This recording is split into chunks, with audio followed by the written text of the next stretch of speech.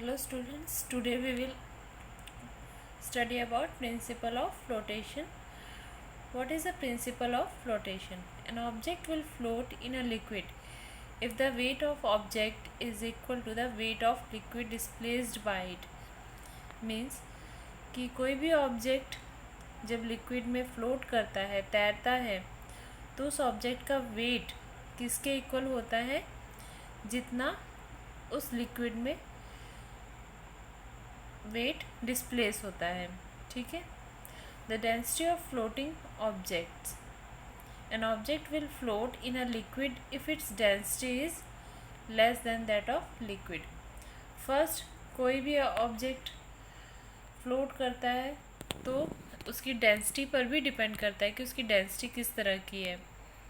अगर ऑब्जेक्ट की डेंसिटी कम होगी लिक्विड की डेंसिटी से तो वो क्या करेगा, फ्लोट करेगा.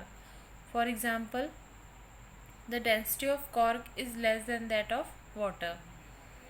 मतलब कि जो कॉर्क की जो डेंसिटी होती है, लकड़ी का कॉर्क होता है, उसकी जो डेंसिटी होती है वो वाटर से कम होती है, जिस वजह से कॉर्क फ्लोट करता है पानी में. इसी तरह लकड़ी जो है उसकी डेंसिटी भी वाटर से कम होती है, तो लकड़ी भी पानी में फ्लोट करती है.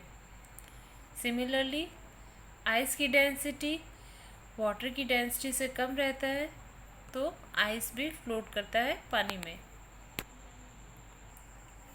N object will also float in a liquid if its density is equal to that of liquid. Object तब भी फ्लोट करेगा जब उसकी डेंसिटी लिक्विड की डेंसिटी के इक्वल हो, तब ऑब्जेक्ट भी आपका फ्लोट करेगा. फॉर एग्जांपल, तार has the same density as water. तार आपके पास है जो एक मटेरियल है जो जिसकी डेंसिटी वाटर की डेंसिटी के इक्वल है, तो तार भी फ्लोट करेगा पानी में. फ्लोट करने का मतलब क्या हुआ, जैसे आपके पास लकड़ी का टुकड़ा है वो पानी के ऊपर तैरता है, तो यहाँ पर अगर डेंसिटी, ऑब्जेक्ट की डेंसिटी और लिक्विड की डेंसिटी दोनों इक्वल होगी, तो जो आपका ऑब्जेक्ट होगा वो ना ही पूरी तरह नीचे बैठेगा और ना ही वो पूरा सतह के ऊपर तैरेगा, वो पानी के बीच में ही वो फ्लोट करता रहेगा. इसी तरह आपका ऑब्जेक्ट कब सिंक करेगा, डूबेगा कब, जब उसकी डेंसिटी लिक्विड की डेंसिटी से ज़्यादा होगी, तब आपका जो ऑब्जेक्ट है वो सिंक हो जाएगा. For example, iron has more density than water, so a nail of iron will sink in water. Iron आपका एक लोहे का आप टुकड़ा ले लीजिए, कील ले लीजिए, आप उसको पानी में डालकर देखिए. जब आप उसको पानी में डालेंगे तो आपका जो आयरन का टुकड़ा है वो पानी में डूब जाएगा. यहाँ से आप क्या समझते हैं कि जो आयरन है, कील या लोहे का टुकड़ा है, उसकी डेंसिटी क्या है, ज़्यादा है पानी की डेंसिटी से. That's why iron nail will sink in the liquid.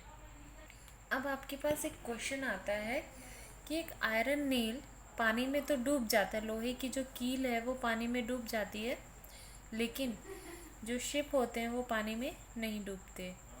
ऐसा क्यों? तो ऐसा इसलिए यहाँ पर हम एवरेज डेंसिटी लेते हैं. जब यहाँ पर जो आपका शिप है वो केवल आयरन और स्टील से ही नहीं बना होता है, वो एक हॉलो ऑब्जेक्ट है जिसमें बहुत सारा एयर रहता है. हॉलो मीन्स खोखला, ठीक, जिसमें बहुत सारा एयर रहेगा, जिस वजह से उसकी और एयर की डेंसिटी बहुत ही ज़्यादा कम रहती है. और क्योंकि उसमें एयर प्रेजेंट रहता है, उसकी डेंसिटी क्या हो जाएगी, पानी की डेंसिटी से कम हो जाएगी, जिस वजह से आपकी जो शिप है वो फ्लोट करेगी और वो सिंक नहीं होगी. आप देखते हैं कि जब शिप में होल हो जाता है तो क्या होता है, होल हो जाएगा तो उसमें से एयर निकलना शुरू कर देगी, तो इस तरह से शिप डूब भी जाती है. अभी तक हम एक टर्म यूज़ कर रहे थे density. What is density? It is a mass of a unit volume of the substance. मतलब density is equal to mass upon volume. और हर एक मटेरियल की अपनी एक डेंसिटी होती है और उसकी एसआई यूनिट होगी किलोग्राम पर मीटर क्यूब. और रिलेटिव डेंसिटी आपकी क्या होगी? It is the ratio of the density of substance to the density of water. आप किसी भी मटेरियल की डेंसिटी आप निकाल रहे हैं, किसके विद रिस्पेक्ट टू निकालेंगे? वाटर की डेंसिटी के विद रिस्पेक्ट टू निकालेंगे. Since relative density is a ratio of similar quantity, so it has no unit. So this chapter is finished. Thank you.